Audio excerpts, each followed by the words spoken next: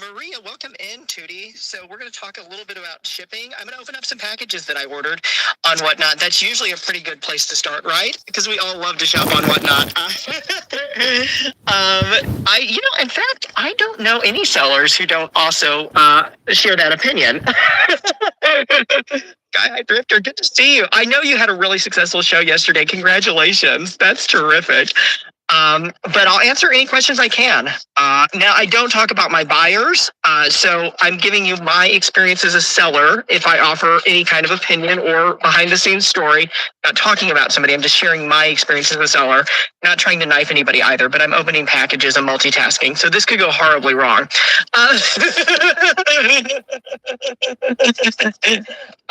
But feel free to promote your shows. I pretty much am an open promoter on all of my shows, not just seller support. So if you've got something coming up and you want to make us aware so we can bookmark it and shop with you, we definitely appreciate the help. This is a package I got from CG Boomerang last month, almost exactly a month ago. It's been sitting in my trunk. CG sent me this beautiful snack pack. And I want to mention a few things about CG Boomerang Echo. CG Boomerang Echo is the #1 host for raid trains. And that's not just my personal opinion. That is the Naughty Awards winner. Giving Tree Boutique, we're just doing a seller support today, so I'm not selling anything. I'm just sharing a little bit of information. We're going to talk about shipping. If you guys have questions, I'll answer whatever I can. But I'm also opening up packages from other sellers that I've purchased from on Whatnot. CG Boomerang Echo is the #1 raid train organizer on Whatnot. So if you guys like raid trains or you want to get involved with that, she has a whole website you can go to. It's boomerangecho.com, and you can obviously find her with her Whatnot username. So we should probably tag CG Boomerang Echo. Let me try that. CG. And she sent me these snacks, and she does sell snacks. So I have a lot of respect for CG. I'll put Raid Train. #1 organizer. So now the one thing about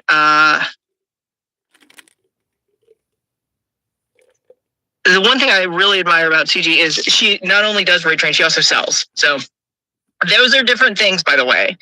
It is different doing the behind the scenes stuff of trying to like herd cats and get all the sellers to follow your raid train schedule and your rules, which are important, than it is actually getting in front of the camera and selling stuff. But she does sell snacks. So let me show you the snacks I got.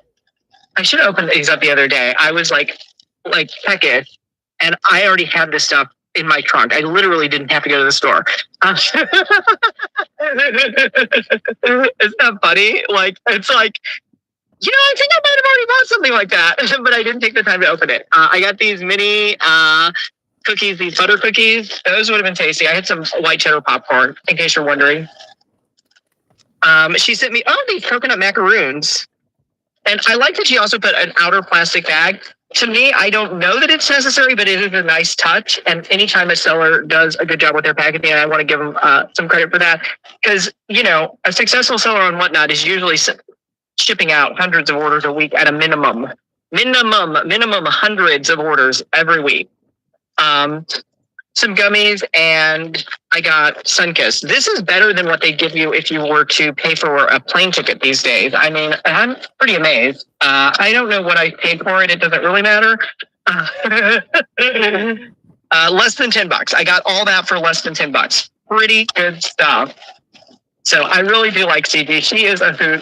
In fact, the raid train I participated in of hers, and maybe I'm on the off list. I don't know, because I've never signed up for another one. But that's more me than her. But the point being, it was the most fun. It was like this raid train where the theme was 2 scoops, and so she. At the time I was selling craft supplies, so she had all her sellers doing scoops of things. Like some people do like beads, and you do scoops of beads, that kind of thing. I really didn't quite have that inventory. So I got all these Easter eggs, and they either had a piece of candy or they had jewelry inside. And so I got like a big coffee cup, and I was doing 2 scoops of these Easter eggs that were filled with jewelry and candy. Everybody got so excited when I started opening up the eggs and they started seeing all this jewelry come out. By the time it got to her scoops, I swear she got the most candy. She might have got like 1 piece of jewelry. Everybody else was like, "Ooh, I love those earrings. I love that little bracelet and stuff." But it was fun. It was fun. I swear, CG on her own raid train got the least like jewelry stuff, but she was very gracious and kind and very good host and kept everybody on schedule. And it's the only time maybe I tried 1 scoop show after that, but I know that was my first ever scoop show. And it was just so funny. It was so funny. Okay, so next up, Just Junk and Hammy. Just Junk and Hammy, let me tag her too. So I bought something from Just Junk and Hammy. I've already forgotten what it is, but that's okay because we can find out. I've had these boxes like literally too long. I should have opened them a long time ago, but you know, I like to multitask. So I don't know. Is anybody else that way? And I should have actually put up a poll to ask how long you've been selling on Whatnot. I'm assuming this is still a seller audience. It might just be people who like hanging out. I'm getting something wrong here. I guess she doesn't use underscore. Okay. I don't think she does use underscore. Okay, found her.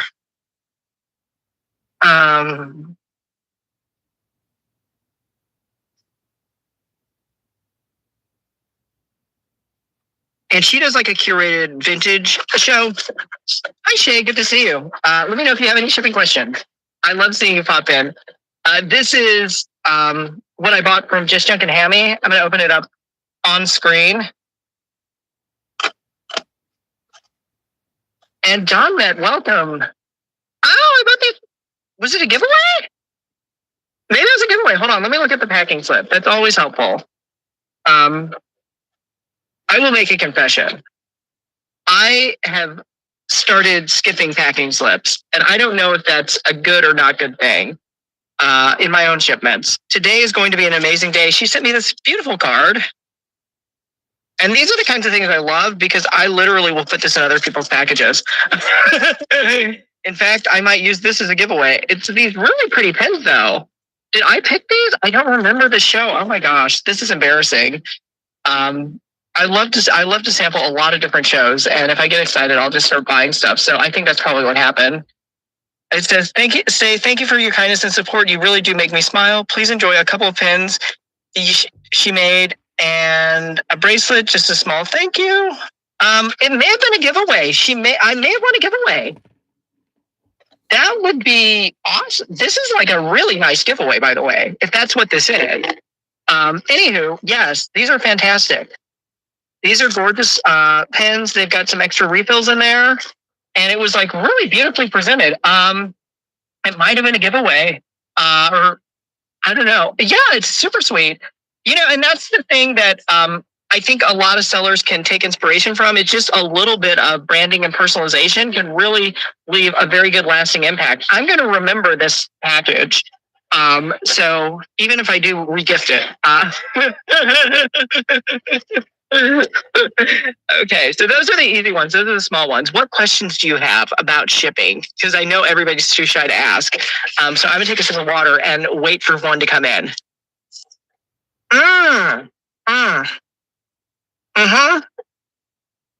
Yes. Yes, that is a very good question. Yes.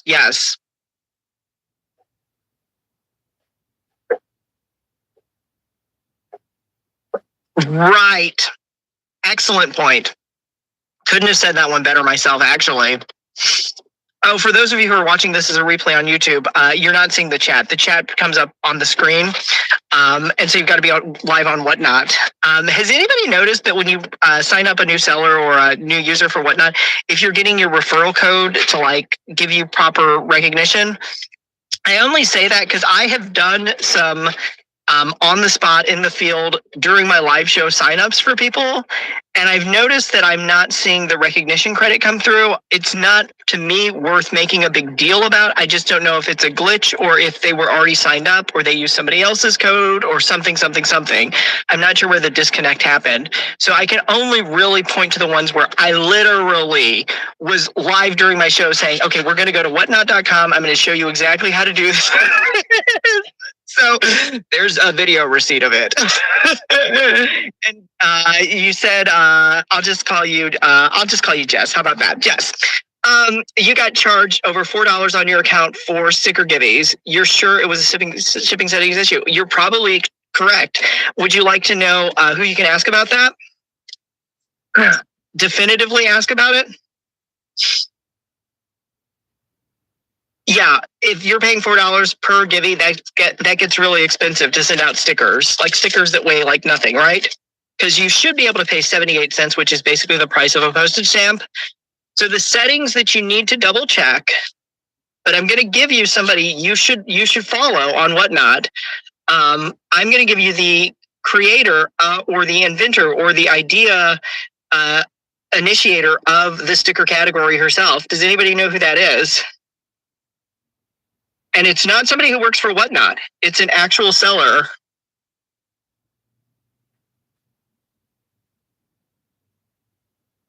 I'll just call her inventor.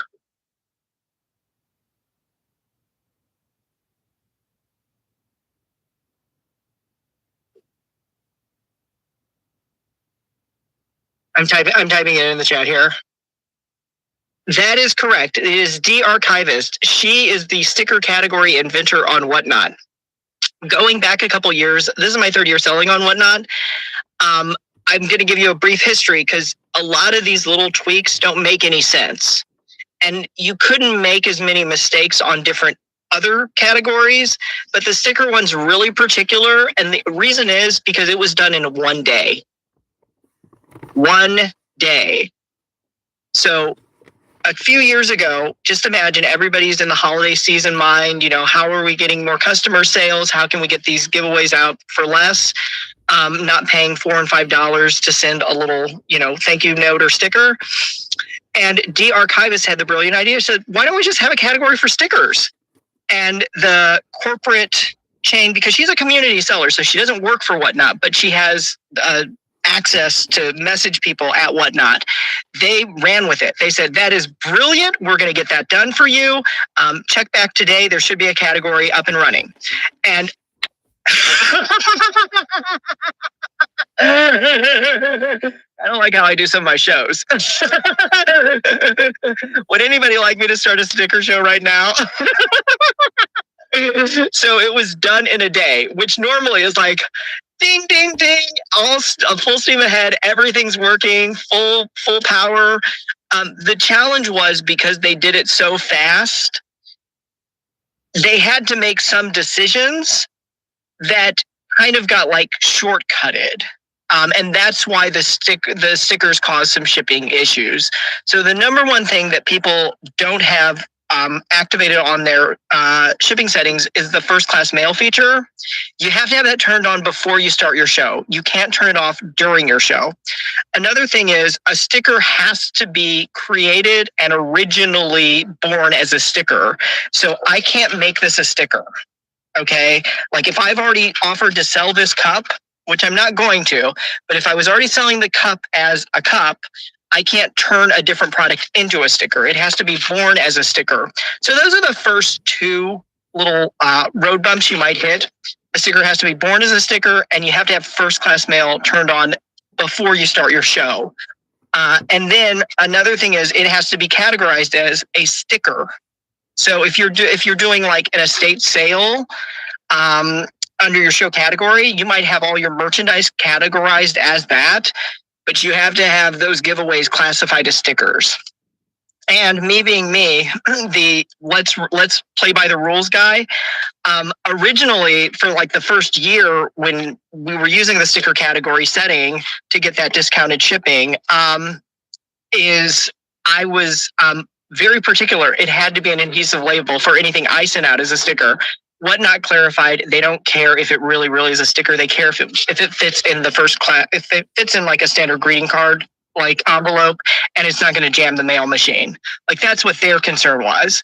But for me, I would always make sure whatever else I put in that envelope, like a thank you card, it would have some kind of adhesive label. Even a piece of washi tape would be a sticker. And then I guess I loosened up and I said, well, the mailing label's adhesive, so that's a sticker.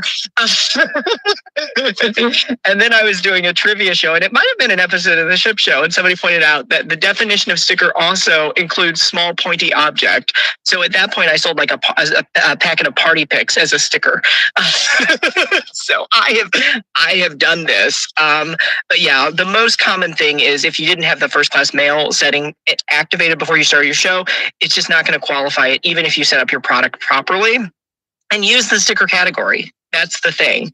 The work around before we had stickers, so nobody has to go this side route, was they were selling basically like collectible cards, trading cards, baseball cards. They were using that product description because that would qualify for first class mail. But since you don't have to miscategorize your product, sticker is probably the appropriate one for giveaways that you're going to be sending out in these small envelopes. And I have a beautiful example right here. So any like giveaway, like an inspirational card would be appropriate for sticker. And I'm a Whatnot seller. I do not speak on their behalf. I'm just telling you from experience and the pain of paying those $4 charges for giveaways. That gets really painful. Now, one thing is, with Whatnot shipping mistakes, sometimes you take your frown, turn it upside down, and you make it a one-of-a-kind experience for a customer. Are you aware of how the lightweight shipping adjustments work on Whatnot? If you're not, there is a YouTube video. There's this one guy who made this really killer YouTube video, and I wish I could remember who was it? Oh, that was me. So you may want to look at that one because it talks about lightweight, best straight, and heavyweight shipping prices on Whatnot. Hey, Teresa, I'm just doing a seller support, so I'm answering some shipping questions, opening up some packages, and we're just kind of shooting the breeze. But I try to do one of these a month. I try to get one in a month. So I'm getting this one in toward the end of the month on a holiday weekend. I don't know if that's really cheating or not. Jess, you were using the ephemera category. That would throw things off for you. And ephemera is perfect for stickers. Literally, ephemera is like little, fussy cuts of paper and small scraps. That is a perfect fit for stickers on Whatnot. But again, we have to give people a little credit here because everybody really wanted it to work, but they had to make certain decisions very quickly, not thinking through all of the millions of consequences that could arise a year or 2 years as people started learning about how to use that category properly. And I think you're doing the right thing. Other people tried to use stickers as maybe a workaround, not to pay the lightweight postage for 3-dimensional packages, which is not a good idea. It's not going to make you any friends at the post office. It's not going to make your customers happy. Please don't go there. You don't have to go there. Just watch my video on YouTube because it explains lightweight, best rate, and heavyweight shipping prices. So if you find that accidentally you somehow ended up in the wrong shipping category, you can sometimes turn that around and make it a win for the customer. And so let's just roll back time. Jess Junk and Hammy sent me this beautiful package. I'm assuming it was a giveaway, the way it was all presented. I may have bought it. If I bought it, I didn't pay enough because it's a beautiful package and it arrived in a priority mail package. But let's just pretend that this is what I got in the mail because this would not be a sticker. It's not flat. It's a bubble mailer. It's not going to qualify as a sticker. Let's say that she had only intended to send me, and this wasn't the situation, but we're just hypothetical here. A seller intended to send me this. I wanted it as a giveaway. They realized that they got charged $4 or $5 in postage. She could have added, she didn't have to, but she could have added something that would fill in that excess postage so that it's not going to waste. So she could have tucked in like a couple extra pins. That wasn't this situation, but if you find yourself there, that's how you can really turn it into like a 5-star review experience from your customer. Is if you're planning on sending them this, but you paid for a package, maybe find something else you can add that you normally wouldn't have offered, but just a special surprise for them. And if they happen to be a Whatnot seller, they might like even give you a shout out on their show. And if they're a buyer, they might come back and buy more from you.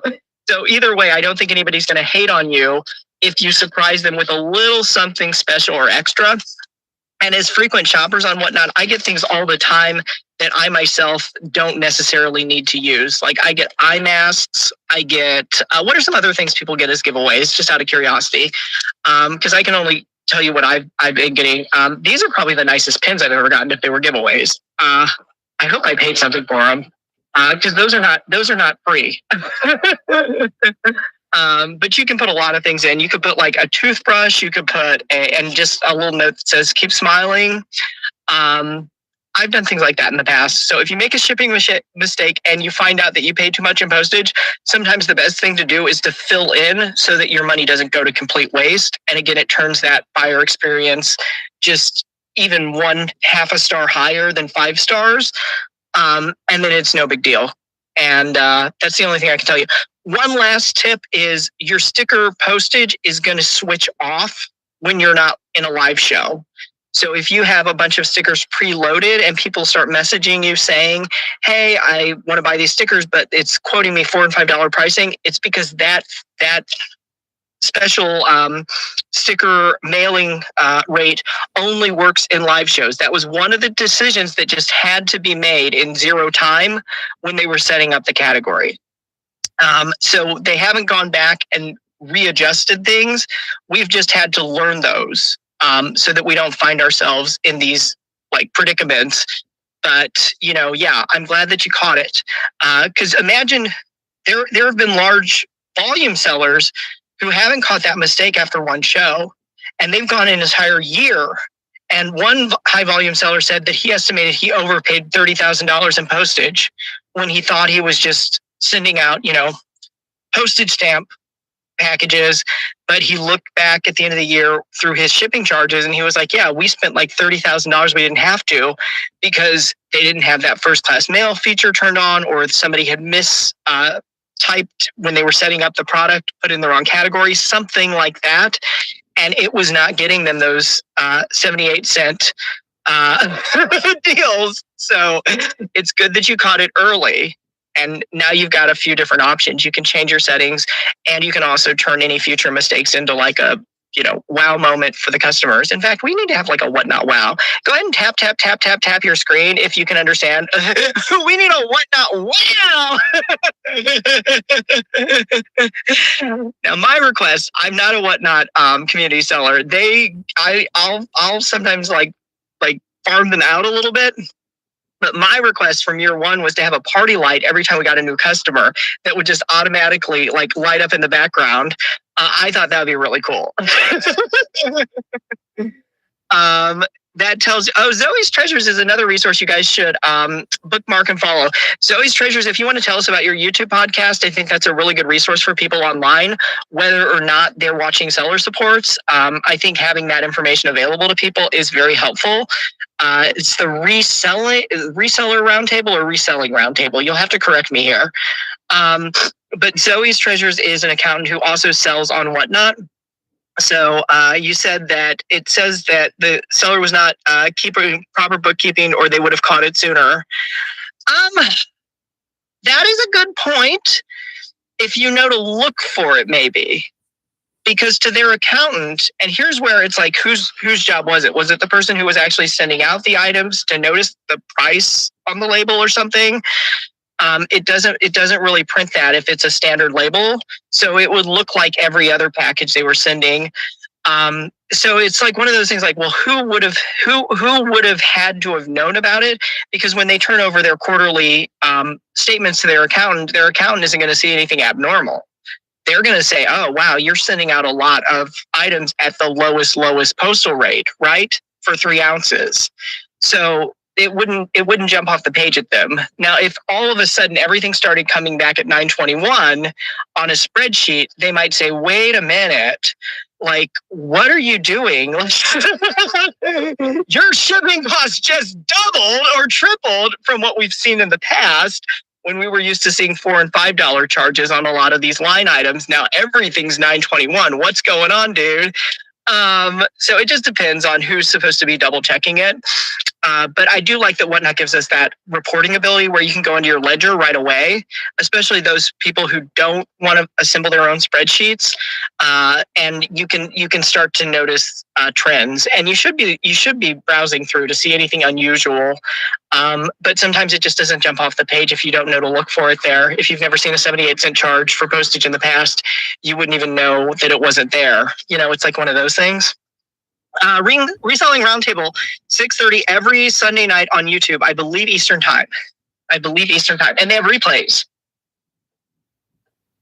And the fun thing about replays, because I've been YouTubing since 2021, going back and watching a year after and like 2 years after and seeing how much your perspective widens or changes, it can be a real trip sometimes.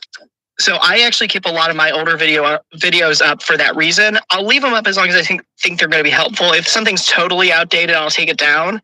But as long as I think it's going to be helpful, even if it's not the best performance I ever gave or my best show, I'll just let it sit there so other people can see, look, I stumbled to get to where I'm at. It wasn't like a smooth rocket ship. In fact, I got to find a way to do this where I'm not giving away all my sales data.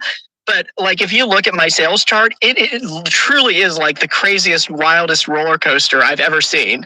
And I've done a lot of business analysis in other roles. I've never seen charts like that. What is this? Like, are you honestly telling me that this is like how wacky things get, like from show to show? And it can get a little wacky and unpredictable. So maintaining your records, Zoe has many, many better suggestions that I have for you. So just make sure you're following Zoe's Treasures, and also does interactive seller supports where they answer questions live, which is really cool. I don't have a script to go through with you guys. I'm just going to kind of do it off the cuff. So as I see more questions come in, I'll try to answer the ones I can. But I can't give you legal advice. I can't give you tax advice. That's outside of my expertise. I can give you some shopping advice, but you might want to buy different stuff than what I want to buy. This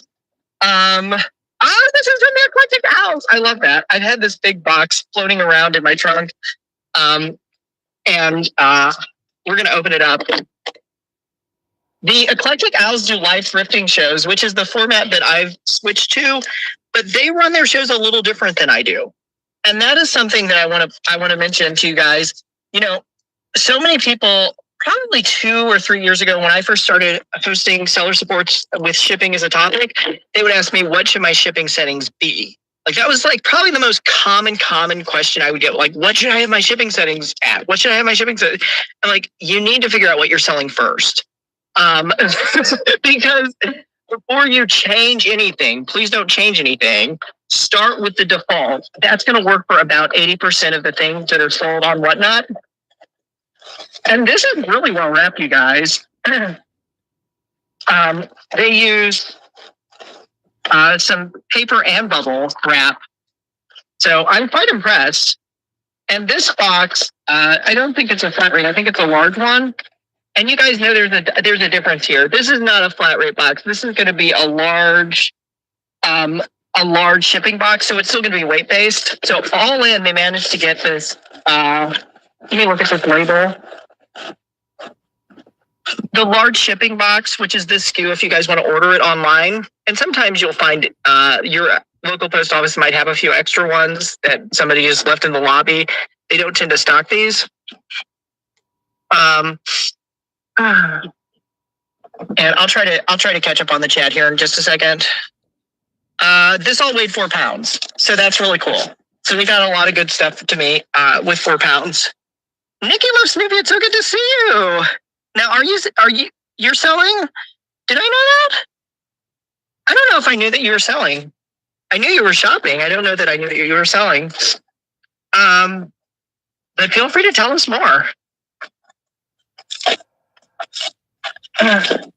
And there's a little bit of a history lesson on the whole sticker category. Not so, should say after a couple. Okay. Oh, no problem. Yeah, sorry about that. Got that message halfway cut off on my side.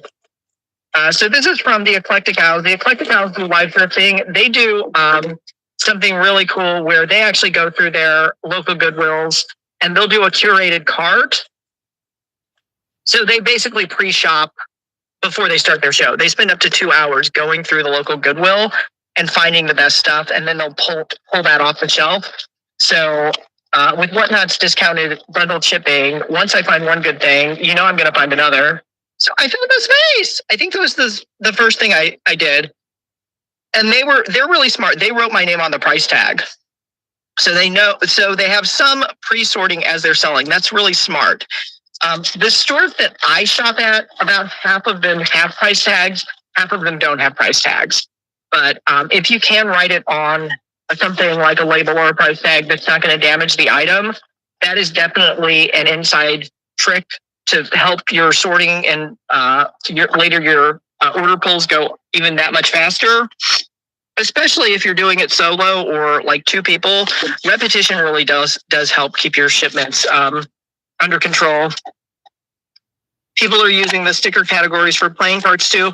But there are different categories for cards. So whatever they're using is what they're using, but there are different collectible cards and one card games. OCG, I think, is another one. But there are only a few categories that qualify for that discounted envelope postage. And so sticker is the most appropriate many times for giveaways. Also garden seeds. Have you guys ever sent out like a packet of like flower seeds or vegetable seeds? I did that the other day as a giveaway. I just tucked a couple seed packets in a thank you card. So this is a good time of the year to do that. But it's basically got to stay flat. Once it starts getting like bulky, it's not a sticker. It's not a first class mail piece. It's going to jam in the machine and it's just going to make everybody's experience bad. So try to keep it as flat as you can. Oh, spill the tea. I'm doing that now. I should tag the Eclectic Owls. It's like they're psychic. It's like they're my psychic friends and they sent me just what I would need to do a seller support show, even though I didn't know I was going to need it before I started talking. Isn't that perfect? When everything works out so perfectly, only on Whatnot, I tell you. So they do a little bit of pre-shopping and it's a mother-daughter team. Awesome stuff. Hey, Liza, I'm doing my seller support. I'm just talking about shipping. I'm not selling any of this stuff right now. But you guys can ask me questions. And I, again, don't talk about my customers. I'm giving you my seller experience. Okay. So I'm not here to spill anybody's business, but I can help share a little bit of the behind the scenes.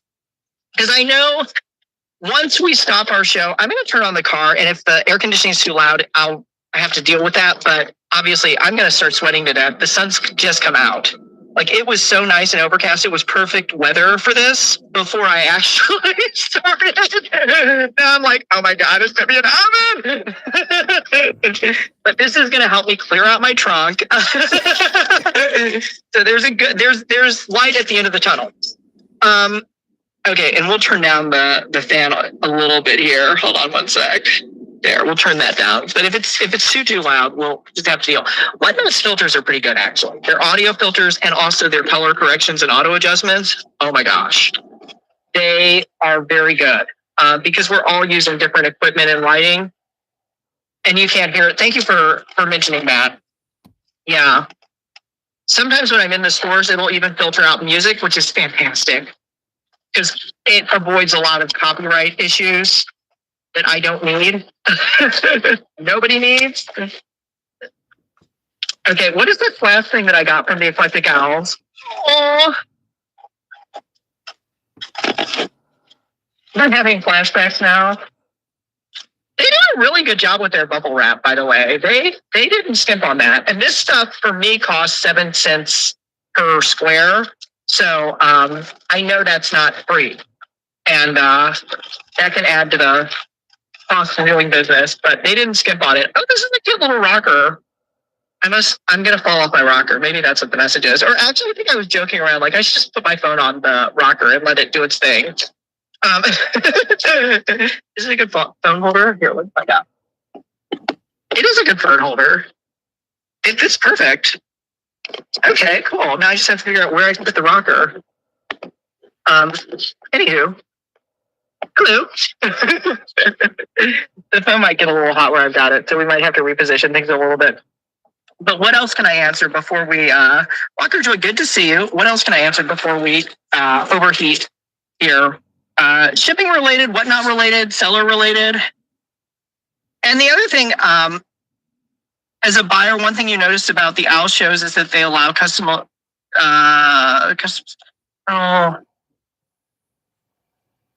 for shipping and they weigh items. Yeah, so that is, there are different formats on those, and they're not the only ones who have different rate classes. That is something I am going to be looking at really closely really soon. I mean, I've already kind of done my own research, and I know how many of my packages are coming in at weight or under versus overweight, what I guesstimate, because I just have been running everything at about half a pound. So if people buy enough items, it tends to average.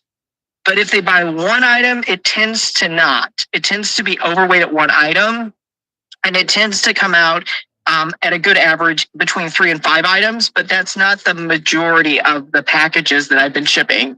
So I need to go in and look at that. So one way that some sellers will correct is they'll use a higher weight estimate. They'll start, instead of half a pound, they might go to a pound.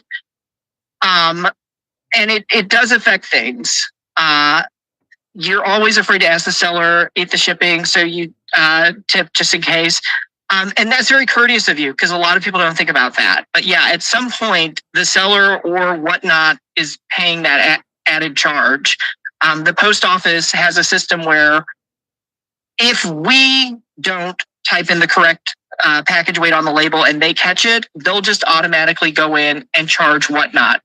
And so, and that's true of a lot of commercial accounts. Some of them, they don't automatically charge it, but they always have the right to recover that. You run randoms 12 to 15 ounces. Yeah. So that would be like the next step up above, like, I think I'm using 8 to 11. So it would be like the next step up, but still under a pound. Ruby stalled in time. And Sky came in. Good to see you. We're just talking about shipping stuff. I'm not really selling anything. And Jess, you said you also tip when sellers are doing max shipping, and you know for sure you've gone over. Again, very thoughtful, very helpful, because really there are a lot of expenses we never recoup. Like this is 7 cents a sheet. I'm probably going to unbundle this and use them. They're giving me an extra gift that way. And another thing is, this is something that I have to be careful how I word this, because it's part of the deal with e-commerce. We are responsible for getting the customer their stuff. Okay, that's a non-negotiable. But there are a lot of charges and expenses that come up as part of doing that when we have to pay for our own supplies, any overages, and postage costs. That can get really pricey. It can basically you're sorting your recycled packaging right now. That's so smart. And Nikki, you say you agree with them charging sellers. Why should whatnot pay? Because sellers don't want to fix their labels because they may have to pay. Well, now they do. Yeah, the extra shipping can get kind of crazy too. Yeah. And, I think that over the years I've sold on whatnot, we've been more forthcoming with how the prices are calculated so that people don't assume that these stop at $9.21, which is right now whatnot's best rate for that 1 to 5 pounds of priority mail, or any size flat rate USPS priority mail package. The flat rate packages, small, medium, or large, we pay $9.21 for that. That is not the price that people pay at the post office. They pay $30 or more now for that same box. So we're automatically getting a really good discounted rate, but it doesn't stop at $9.21. Even if the customers start to see free shipping, we have to be aware of these things, because once upon a time when I first started on whatnot, I started the ship show, years ago, it was because no seller would do a seller support and talk about shipping. They were like, I will help you with anything else, but shipping is just too complicated. And I was like, let's just read the rules. And then I did my YouTube video and it got like 15,000 views. And I was like, this is actually helping people. So I tried to break it down and oversimplify just to keep it easy. So I still encourage people to watch that because I've redone it a few times. I have never come up with a better version than the one that I did, where I've got the 2 yellow bars on either side of me, like this side space.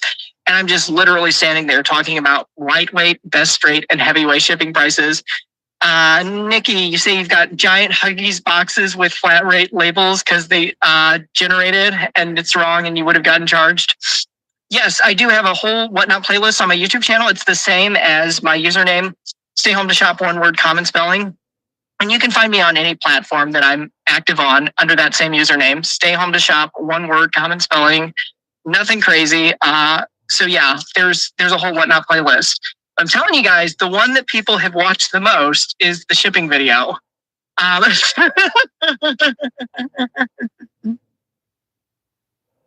And I just did not know it was going to blow up like it did. And it did. And I'm glad it did. Because a lot of people, I think, once I simplified it, it just let people get back to business.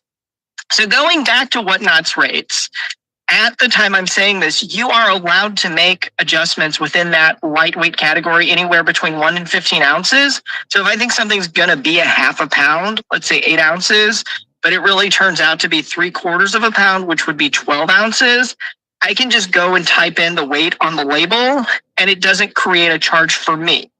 Okay, Whatnot, they absorb that cost. Similarly with the 1 to 5 pound range, if I think something's going to weigh 2 pounds, but it really weighs 3.5, technically we pay for 4 pounds of postage. Whatnot allows me to type in either 3.5 or 4. It'll give the correct amount to the post office and they don't come back and try to get any money additional from me. And that is a huge benefit to the platform. Other platforms, aside from Whatnot, you can get nickeled and dimed to death with those incremental changes. It really will eat into your costs. So the fact that they give us that allowance for adjustments in the lightweight and best straight categories is pretty awesome. Why can some sellers sell the whole store and shipping only be $8? Just curious. Because they've probably priced their items to absorb some of that excess shipping. So I doubt that they're doing a lot of stuff at $1. I doubt that. Or it could just be they have a lot of lightweight stuff. I mean, I've sent, forget how much, almost 20 pounds of books in a flat rate package. So that would be a $9.21 charge. I've had somebody else tell me they've sent more than 20 pounds of magazines in that same mailer. So that would be $9.21. But it's something that, as sellers, we have to look at. We have to keep track of our own records because it's not always possible to make those numbers work.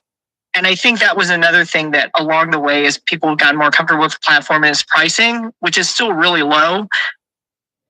They were maybe trying to just undercut some of their similar sellers, their colleagues. So if I was having a max shipping show price of, let's just say $9, somebody else might schedule their max shipping to be $8.75. And then I kind of saw people kind of racing to the bottom. And then I saw people backing away when they started seeing what those charges actually were going to turn out to be in real time. And I love the analytics Whatnot gives us, because that's a business tool that we have access to that lets us make good decisions for our next show. And every show's shipping profile can be different. So if I do need to make a recalculation, I can adjust that pretty quickly as starting with the next show. So I don't really have a better answer for you, Teresa. Instinctively, I often think I don't know that they can afford some of these things. Which is another thing. Without talking about any sellers, one thing I've tried to do this year has been to scale up my business, and I've done that successfully. The challenge, though, is when you start to grow your business, you have to really pay attention to how much of that is coming back in profit and how much is getting eaten up in costs. And so there's a pair of sellers that I can think of, and they've pretty much talked openly about this, but I don't want to call anybody out on this because it's their story, not mine. But I've heard their shows, both their selling shows and seller support shows, and they talked about running $1 million business, but at the end of the year, they had like maybe a few $1,000s in the bank, and they had flowed through $1 million in sales.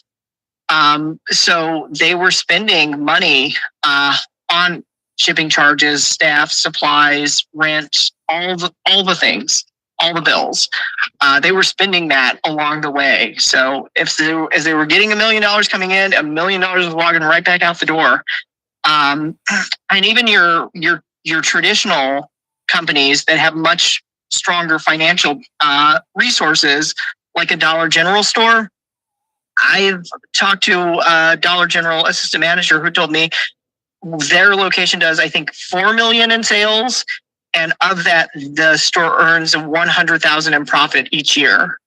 So that means $3.9 million is eaten up in cost. And that's a successful location. That's a busy location.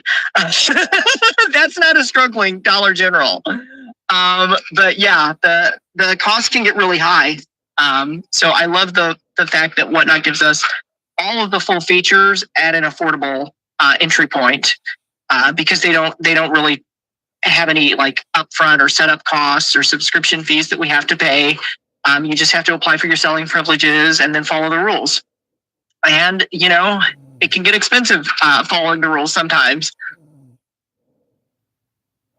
What else can I tell you guys? I wish I had do I have a different box? I thought maybe I had more than this. There probably are a few that are buried. I'm the first seller to explain ounces and pounds. That's good for new sellers to know. Shipping scares you. Yeah, true. Yeah.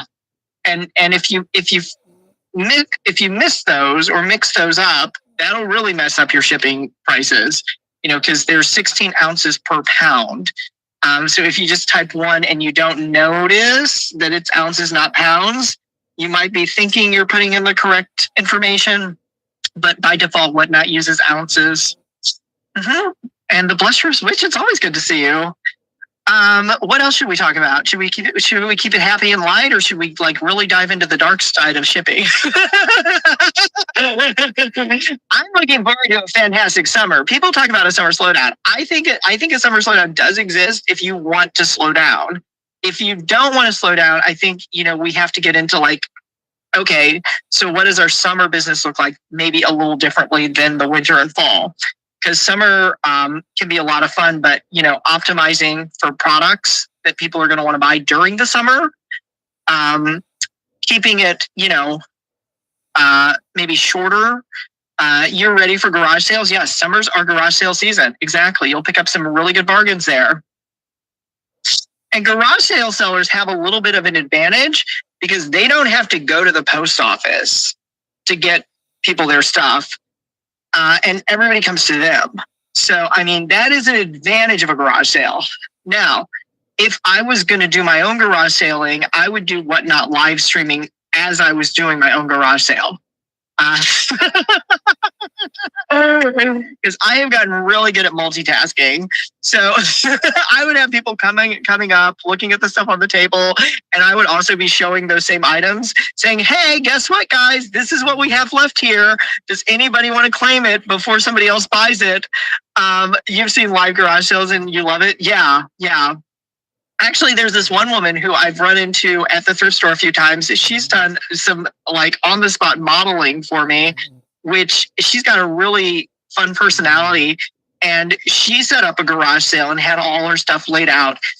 I was going to go and do a live Whatnot there, but I got there before she was fully set up. And I said, I'll come back. But by the time I started getting on with my day, I'm like, I'm not going to make it back in time. I didn't know she was going to go all day. She was out there all day. I thought she would cut it off at about noon or something. But yeah. And you say you've got some lousy garage sales in your area. No nice, cool vintage stuff. Exactly. Because they're probably selling it some other way. and you don't have any flea markets. That's why you love to watch them on Whatnot. Well, then that's exactly what we're here for. You went to 2 community yard sales yesterday and you got your cars full. You never got home until 5 p.m. Isn't it fun though? When you like really see all the stuff you got for like pennies on the dollar? It's so cool. Yeah. But did anything break? Did anything break? Because that is one, the live selling and live shopping segment of Whatnot, I think could like explode. I think it could be 10 or 15 times the size of what it is. But there are some hazards here. You brought your paper with you? Smart idea. Oh my gosh. And you got all the stuff that at your garage sale, you say clothes and stuff from Kirkland's. Some people love Kirkland's. I mean, every chain has its following, but if it's not your style, it's not your style. I had a friend who literally like exploded Hobby Lobby. You walked in the front door and like everything was Hobby Lobby.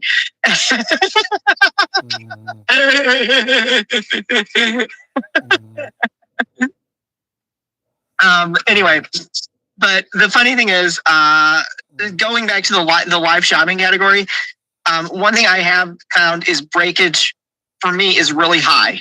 It's really, really high for me. There are things you can do, sometimes wrapping paper, sometimes that kind of stuff, but everything takes time and everything has an expense to it. So even the paper is, about the same as bubble wrap where I buy mine. So, it's not for nothing.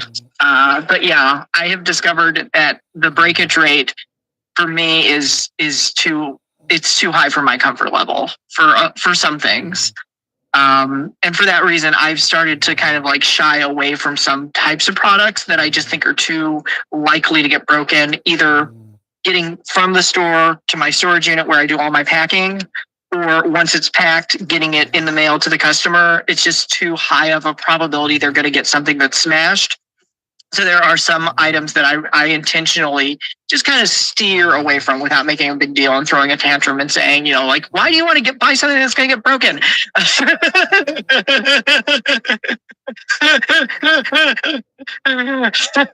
Another thing I've had to do, and I'm not trying to be mean about it, but another thing, thank you so much. I love laughing, Jess. Whatnot is endless laughs for me. You ask your stuff is breakable. You have to buy all the stuff. Yeah. All your stuff is breakable. Yeah. The thing here is I've had to say to people like, and again, it depends. Like if it was me personally shopping, I might still buy it if it had a cracked pane of glass on it, for example. The other day I found a cute little curio cabinet that was gorgeous, but one of the panes of glass was cracked. It was already cracked. It wasn't on the front. It wasn't really obvious at first, but as soon as I saw that, I had to put it back on the shelf and I said, I can't send broken glass in the mail, guys. I'm sorry. And there were people who wanted to bid on it.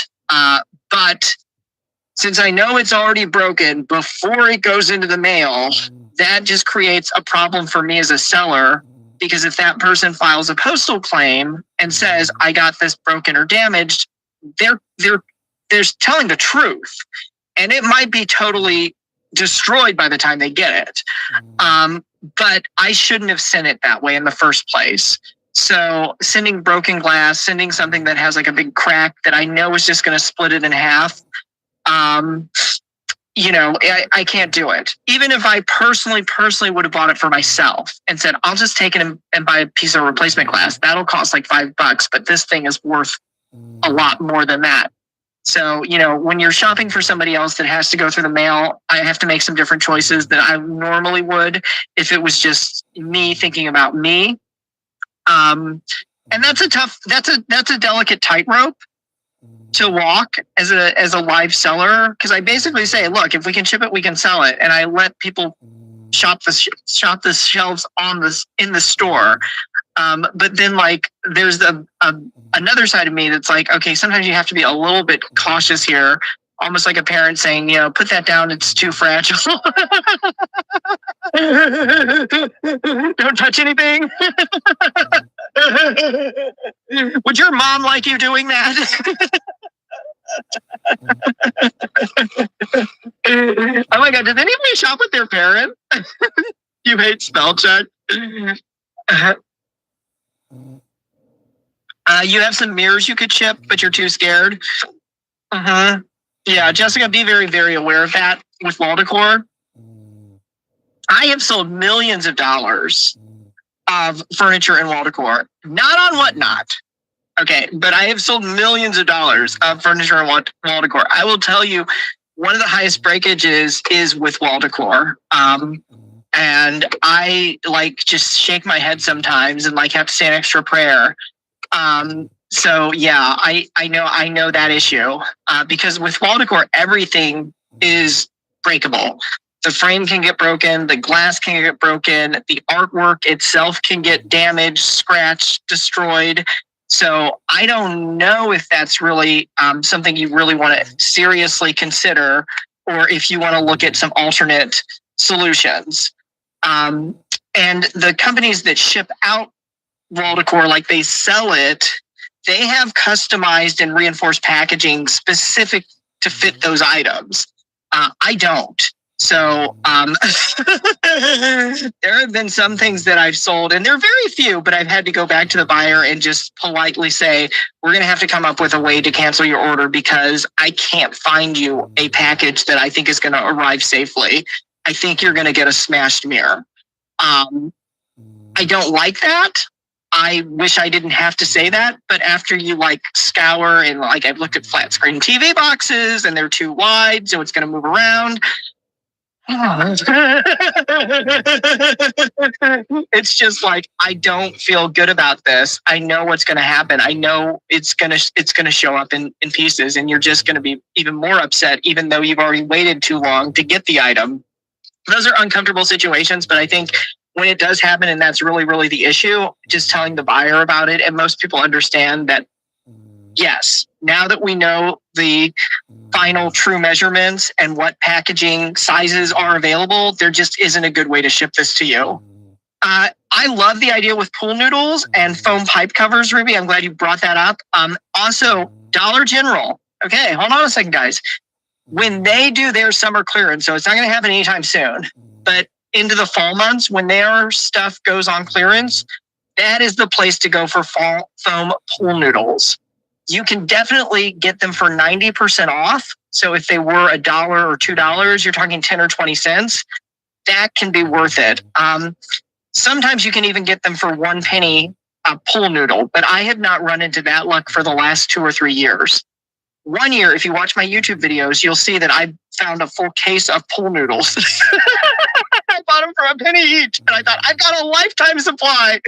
It did not last. Yeah, pool noodles are really good for packaging and really good for coffee mugs because you can cut them. Here, I've got a coffee mug. I'm going to spill the tea. I guess I got a teacup or something. I don't know what this is. You can cut them. You can cut just a little chunk here. You can slice down the side. You can put that around it. Then you can go over it with bubble and paper. And literally, that becomes like a baseball. You could throw it, and that pool noodle will protect the handle. So I really like them for that too. But I've used up my Dollar General clearance supply. Now, the good news is also, you guys, you should know about this. Dollar Tree.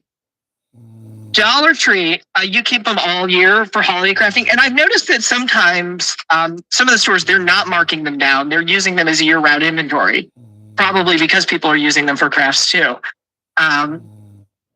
Dollar Tree has an app with a price scanner, and they've started doing 25-cent kind of hidden clearance. So if you ever run into that situation where they're liquidating their summer stock, you might be able to get some pool noodles for like 25 cents. And in Florida, pool noodles are year round. Exactly. They don't go on sale. Some things just don't go on sale. But yeah, I love pool noodles for packing. I just wish I had like a low price source, because I can't be buying them for $1 and $2 per order. That's really going to add to the cost. But I can buy them for 10 or 20 cents. I mean, please load me up with those. Maybe I should try to find like a private supplier. But you know, the funny thing is, if you ask around enough, you'll find people who have like stuff that will just gladly give you for packing. I happen, like I said, I do all my packing inside of my storage unit locker, although it kind of spills out into the aisle. But there's a woman who runs like a tile wholesale business. So she doesn't stock her tiles there, but she has all her samples, all her books, everything. I'm like, that is the smartest thing I think I've ever seen anybody use I don't know what kind of rent she pays, but it's less than a commercial office, but like a storage locker for set up your wholesale supply display. And she's like, you can have as many of these boxes as you want. And they're good boxes. They are meant to ship floor tiles, like 12 by 12 floor tiles, stone tiles. And I'm like, thank you so much. I've only run into her once though. So it's it's like I'll be stalking her. Like, is she here today? Is she here today? Is she here today? You see pull noodles at yard sales all the time. Yeah. And you get yours from purchases, and she gives you $5 credit. Oh, that is so smart. Yes, do a trade. That is super smart. You guys know you can do that too if you sell on Whatnot. And Tanya, I see you're a diamond, so you're a smart shopper. So is Sherry. Cher. I don't want to blow anybody's cover here. You can do that with Whatnot. You can actually issue coupons to people, and it's not quote unquote a gift card, but it's kind of like giving somebody a gift card to shop with you. So if you ever want to exchange like a giant box of packing material or something and say, I'll send you like 10 or 20 or $5 or whatever the number is, you could give them a coupon code. And that would be really easy to do. It helps if you both have selling privileges, because then you can tap into that Whatnot discounted rate for your shipping. It's a little harder to do if they don't have a seller code to get a label at a cheap price where they can send it to you. And the Sassy Vintage Chic, welcome in. Let's get any other questions out there that you guys want me to talk about. Again, these are very different questions than what I was talking about in my shows 2 and 3 years ago. So if you want to go back and you really want kind of like the basics of kind of the evolution of how we've started to think about things as Whatnot sellers with regard to shipping, it has changed over time. It has absolutely changed. The first year, it was all about what should my settings be? And the answer was, you got to figure out what you're selling. Okay, like that's going to make a difference. I don't think there's one master cheat sheet that explains exactly how people should have their settings set. I think go with the defaults to begin with. But after that, let me think, what was the next one? I think a lot more people just asked, it stopped being more about shipping and more about selling. And specifically, everybody was kind of hinting at how do I get more orders, more customers, more buyers, more sales? And they were asking that question differently, or in different ways. They were just using different words. And, you know, my answer was always just do a good job. Like do a good job with your shows, like put a little effort there and try to like stand out among the crowd, you know, in a good way. And I think that is still probably pretty true and pretty accurate advice. But the game has really changed on Whatnot, because what's happened is the floodgates have opened and the world has discovered Whatnot. It's not a secret app anymore. People are coming onto the app every day, getting new seller accounts set up. Sellers who started out as small sellers are becoming medium-sized sellers and then going into like high volume sales. And it's just not slowing down in that regard. So that's a good thing for us all right now. It doesn't guarantee success. The failure rate is whatever it is. We don't know that exact number that I've heard. But I would guesstimate it's as high as it would be on any online platform. And sometimes it's okay, because there are a certain number of people who are just not ever going to really get comfortable with the way the Whatnot app operates. It's just too different from their natural personality. and it's like putting them in the wrong format. So I think there's so many things you can sell now. It's like an endless shopping mall. I'm amazed at how they're able to roll in new categories constantly. You can even start buying like fresh foods, like seafood now. You can get seafood overnight shipped on dry ice.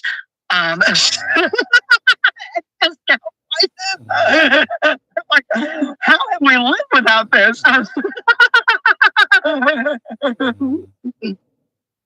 Yeah, you've seen that. Well, I wish we still had the gift feature, Teresa. You could send me a crab bake or a crab boil.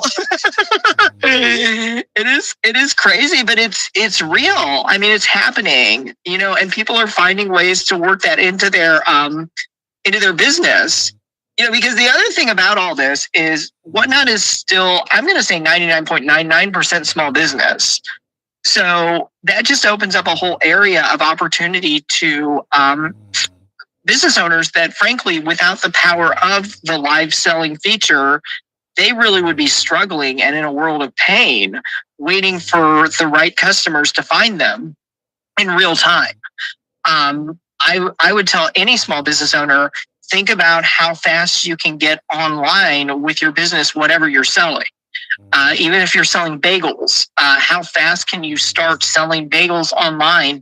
Because you don't want to ignore the big buying audience that's out there. Your local community has however many thousand people will buy a bagel from you each morning.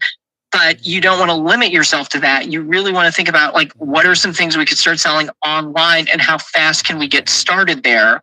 Because that's going to give you the biggest opportunity for success. Today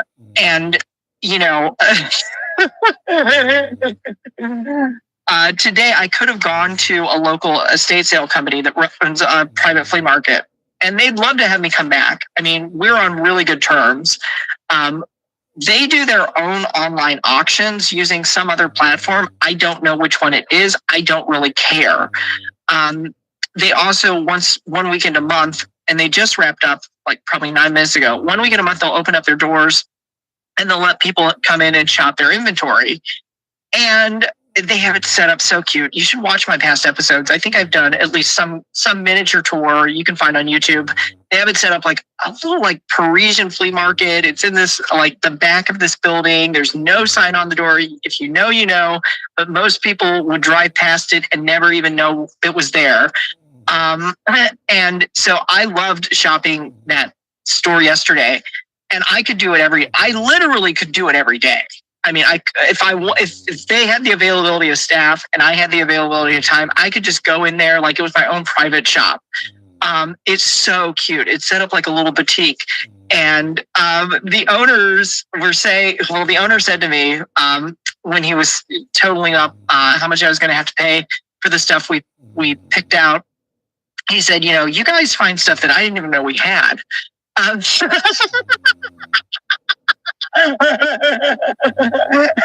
like, my Whatnot shopping buddies, they've got really good eyes. I did not highlight for him that I dug through his back stock pile of stuff they hadn't had time to unwrap themselves. I didn't point that out.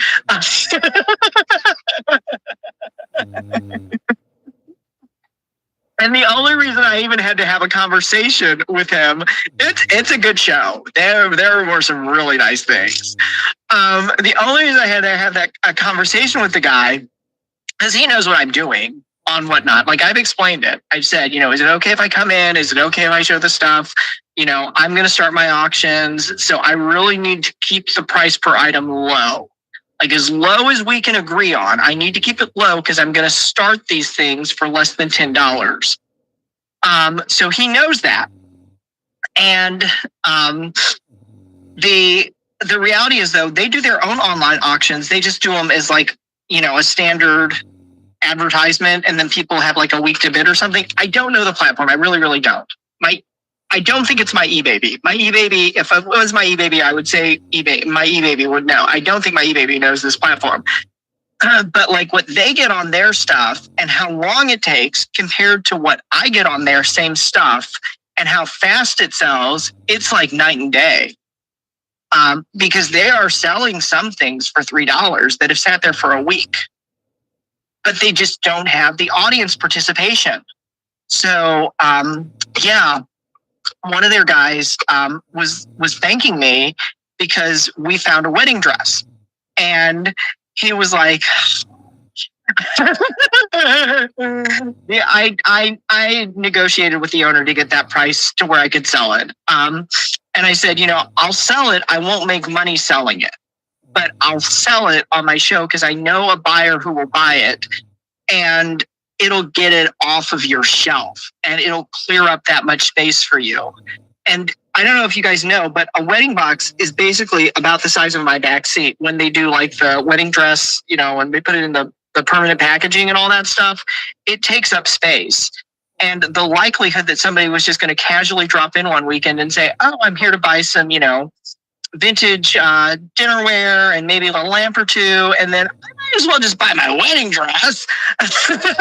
Like, that's never going to happen. But it's a perfect dress in that like preserved packaging and everything. And somebody spotted it on the shelf. And I was like, let me see what we can do with the owner. So I got him a good price. Again, not talking about the customer, talking about my experience as a seller. And I told the owner, look, I need a low price to sell this, but it's going to give you that shelf space back. And so the staff understood that, and they were like, yes, thank you. Like, we are glad somebody is selling a wedding dress. Now, this was the second wedding dress that I have sold in this week. So my local post office is like, how are you doing, boy? Are you trying to like go on a Project Runway or something? And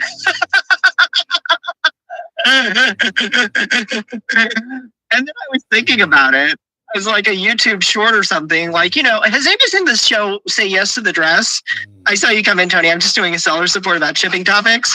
I'm a lucky guy. I know exactly. I am a lucky guy. I'm a very, very lucky guy.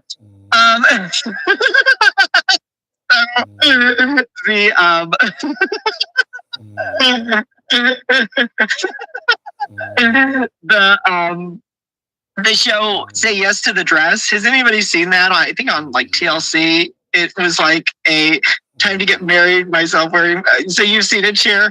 And like they make this whole big dramatic thing about like, is that the right one? And people like burst into tears.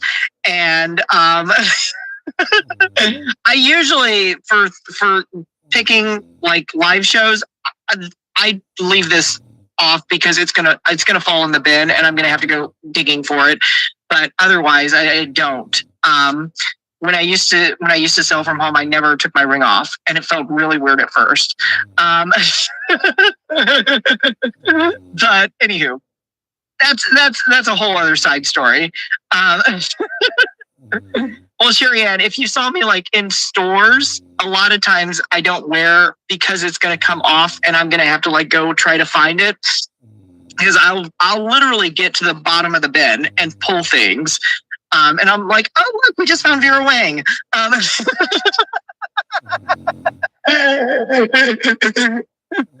Can I get a size? Yeah, well, my finger, this is going to swell up in the summer anyway. So like right now it's okay. But yeah, in the summer it's going to get tight. But some do a spin when they buy a house. Are you saying yes to this address? I love that one. That is a good one. Hell, Share, I would just, Florida real estate, I'd be spinning around and around and be like, yes, yes, yes, yes, yes. There are some states I would just be twirling. I'd be twirling up and down the coast of California. I'd be like, yes. I don't think people can be too picky with real estate. I think there's a lot that you can get a good deal on, no matter what else you're objecting to. Back to the reality TV series with the wedding dress. They make this whole big ordeal about like, are you going to say yes to the dress or whatever is the right one? They burst in tears or whatever. And I'm thinking like, oh my God, are you joking? Like, I sell a wedding dress in less than a minute. Like, just give me a whatnot live stream. But I'm not asking for thousands of dollars either. But I mean, the person who bought it originally probably paid $3,000. I mean, at a minimum. So it's the same material, it's the same quality. It's just it's already been worn once, and so now somebody else can get that super savings, and we can start it for, I don't know. I think it was $15. I think I started at $15. I think it's over $15. But also on those real estate shows, they don't really break down all the pricing exactly. They give you like kind of the big numbers, like this is the purchase price, the renovation price. So total profit is like $2 million. It's like, no, there are fees, there are expenses. There's a lot more that gets carved out of that total. And actually, I would not want to be known as the $15 wedding dress dude. I really wouldn't. I'm sorry, I just can't do it. Maybe if it was like $1,500, like I could do half price wedding dresses or something. But yeah, I thought that was so cool. There is a blue dress that's also like a bridal style. There's a history, I'm sure, of why this thing is this like that's green, but it's like it's a bright blue. And there's a story, I'm sure, behind that dress, but we left that one behind. So maybe next month somebody will come in and say, can I buy that blue wedding dress? And if I get enough good 5-star reviews, I'll say, yes, you can buy the blue wedding dress. Last but not least, and we've gone for more than an hour, so I think everybody's had a chance to ask questions if they had any. Whatnot is constantly improving. I will say that just in a short while, maybe in the last 18 months, the caliber of seller has gone dramatically up in terms of the shows that I'm seeing successfully selling. And a lot of people, if it's not the right thing for them, they don't continue to try just to prove they can't do it. Like it's when I first started on the platform, there would be some shows that would drag on for hours and people would not have a single sale. And when I first started, I myself would go for 15 minutes maximum. If I didn't have a sale in the first 15 minutes, the show was not the right moment. It's time to move on. Let's get out of here. And I would just stop the show. I would stop at 15 minutes. Then it became 30. Then it became an hour. But if you're going on and on for like 30 minutes or an hour and you're not getting any sales, it's like that is not Whatnot. Whatnot is meant to happen pretty fast. So, I've just had to constantly reinvent myself or readapt to what do I need to do so that I'm actively selling. 2 years ago, I did way more seller support shows than I did selling shows. And there's a seller that I really admire, who I'm not going to call out by name, who I think just like off the cuff made the remark. I don't think it was malicious, but they said, are you going to be doing more selling shows this year? Because we see you doing a lot of selling support shows. And I was like, I guess I got to do that, man. But then once I started doing it and I switched up my format, and then the sales have tripled. So they've tripled. It was kind of amazing. Yes. Does Whatnot take bad reviews off? Had one left and tracking test delivered. So now what? You're so mad. I will tell you my success rate on getting reviews removed is like 0. So it is technically possible. You can ask ChatGPT and also Gemini, which is Google, how to word a request, and they can try to optimize it so it hits enough of the keywords for the AI filters to realize you're not just mad about it, like there's something seriously wrong here. But as far as my own personal success rate, it's basically been 0. On other platforms, it's been about 50%. If it's just wrong, other platforms do not want to have that like fake review reputation, so they'll take them down, but Whatnot tends to be a little more sticky. If you want to go into my profile, I've had a few bad ones. You can see how I worded the replies. yeah, they should definitely remove it if it is factually inaccurate. That is I'm agreeing there. You can't wait to get your dancing Hallmark animals, and it's showing a Tuesday arrival, and you can't wait to play with them. And somebody else in the same show has already offered a 5-star review, so I think you're going to love those. Not talking about my buyers, talking about my selling experience. But we've already had a 5-star review on the alternate design. They were like half and half. Half had like a plastic bubble and half didn't. The ones that went out the same day, same time, a 5-star review. So I know you'll have a wonderful experience with them.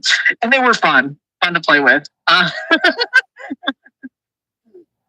Yeah, so I would at least try to get the review removed. But if nothing else, you can always offer your own reply. And it's just like in that scenario, I'm not going to attack a buyer. I just have to explain, this is the situation, this is how we resolved it, and let it go, because that's all that matters. I think people just don't want to think that the person got completely ignored or whatever. But I will also tell you, and this I've noticed in my own review pattern, you can have 5-star, 5-star, 5-star, 5-star, 5-star, 5-star, 5-star, and then you can get one bad one, and then all of a sudden people just want to load up on it. And it's like, that's not going to work. This is not the place for that.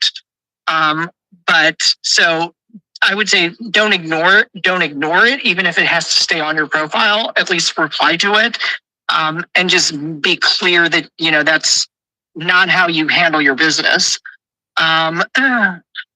Yeah.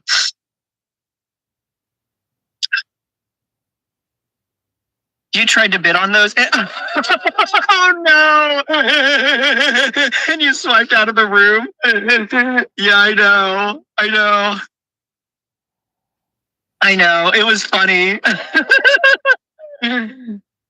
Heroes you can prove, but you replied it was delivered on what date and time? Yeah. The app has gotten, I don't know, it's gotten a little better and a little worse at being more touch sensitive. Because I'll tell you, at one point it was really sensitive. If I picked up my phone, it would bid.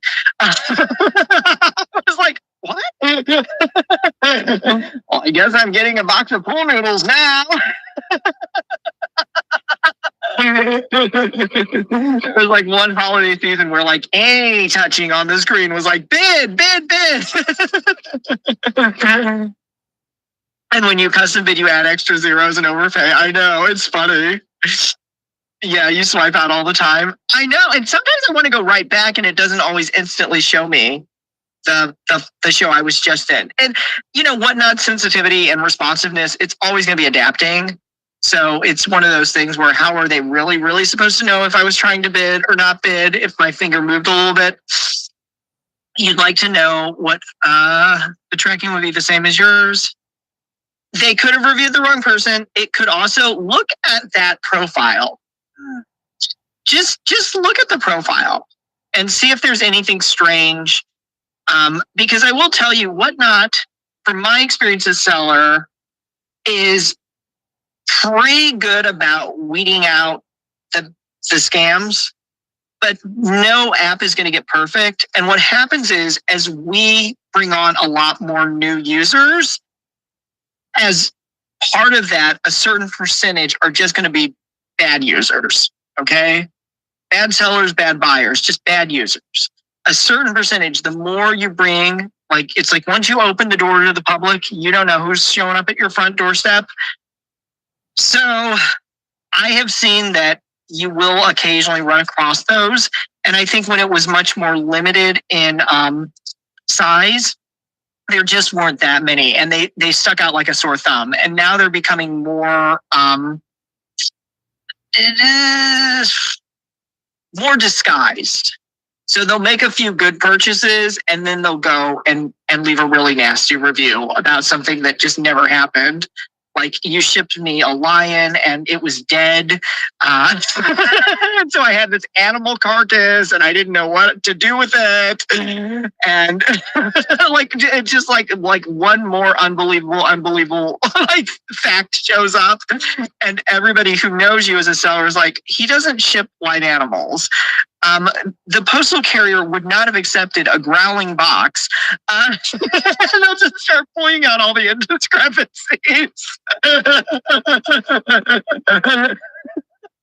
I hope they would not have a growling box. But yeah, you'll see that sometimes. And the other thing about it, again, not talking about buyers specifically, but as a seller, the block tool is one of the powerful features Whatnot gives you.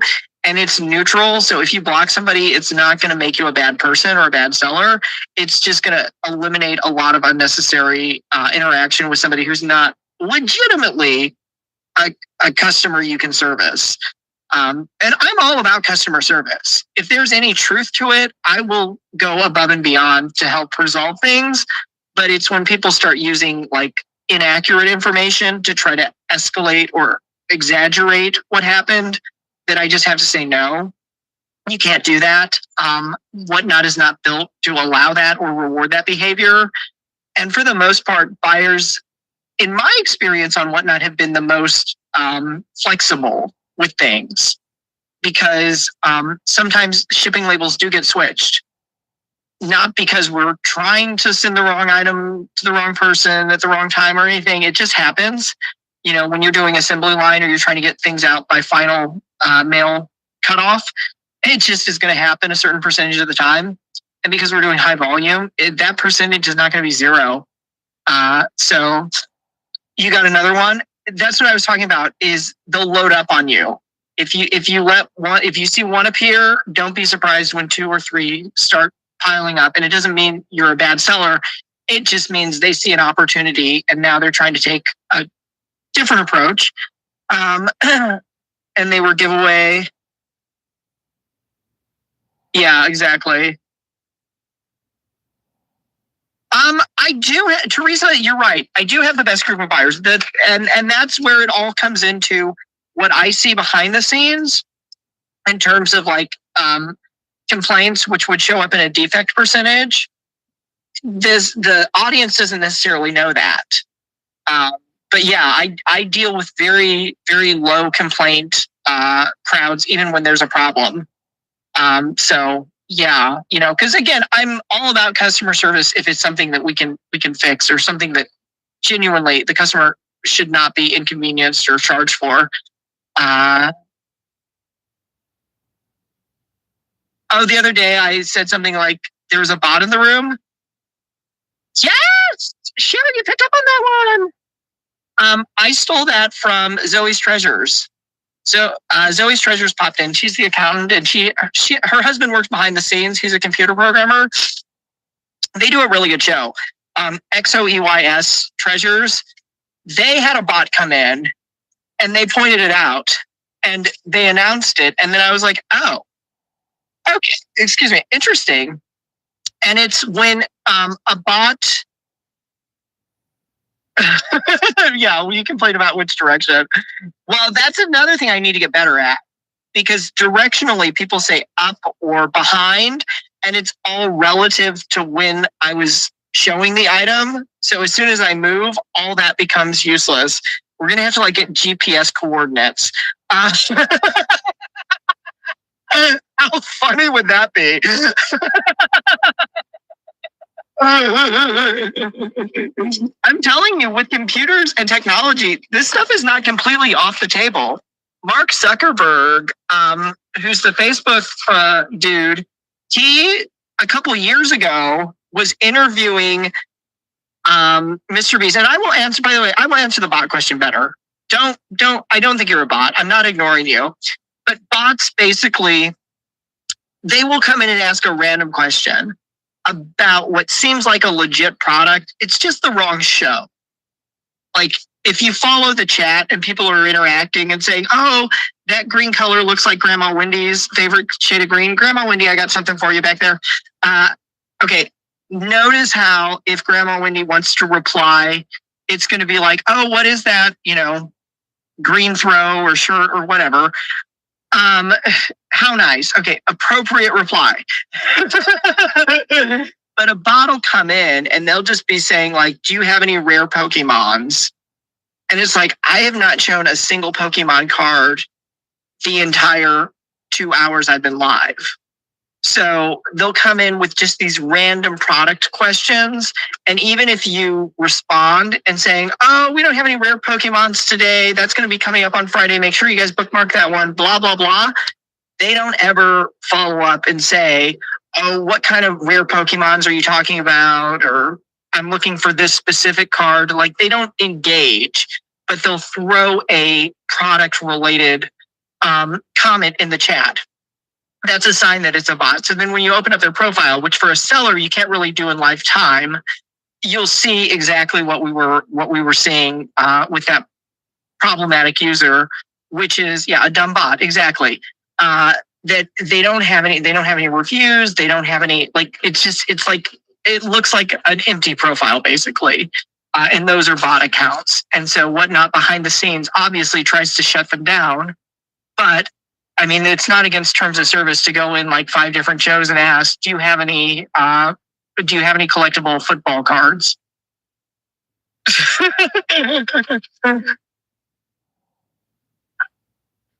What did you miss? You missed everything. We had everything. We had a wedding dress. We had a Vera Wang. We had a. This is a seller support, so I'm just talking about shipping stuff. You didn't miss any products. I opened some boxes though from other sellers who I enjoy shopping with, and I like to give people a shout out when they do a good job. You know, because behind the scenes after the show, the whole workload is getting the buyers their stuff.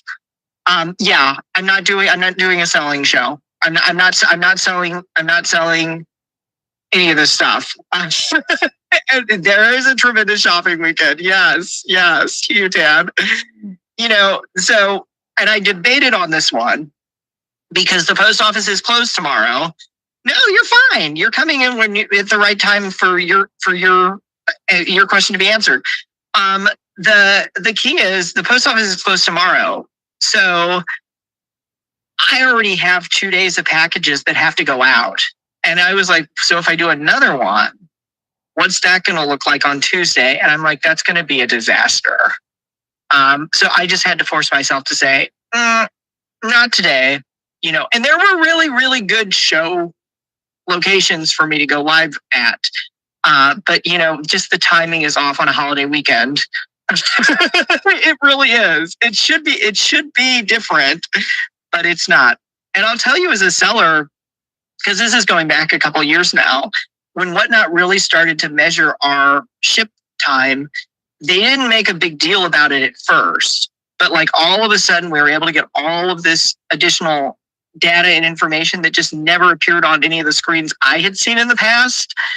And including countdowns to how many hours after a show something had shipped out. Like they were really starting to get, like, they upgraded their platform, but they didn't make a big deal about it. However, one of the shows I did was during a blizzard. And I thought, what a perfect time. I'm stay home to shop. I'm having a blizzard. I'm at home. Other people are going to be at home. We should have a show. And I sold a lot of stuff. And then the post office literally wasn't open. They closed the post office the next day or the day after that or whatever. And so all of those packages got delayed. And at that time, it wasn't a big problem because they hadn't upgraded the system yet. But they went and they did a 3-month look back, and they alerted me and said, your delayed shipments are too high. And I looked at the dates they were flagging, and I was like, wait a minute. I'm like, there's a blizzard. And I sent a news article that said historic 100-year blizzard, you know, shuts down St. Louis for 3 days. The roads were covered in blocks of ice. It was just not safe to go out. And they had restricted local service. And even that, because it was more than 30 days in the past, they wouldn't let any of those appeals go through. So with the shipping stuff, they're on a really tight schedule. Like, you basically have to handle your issues within 30 days or you're blocked out.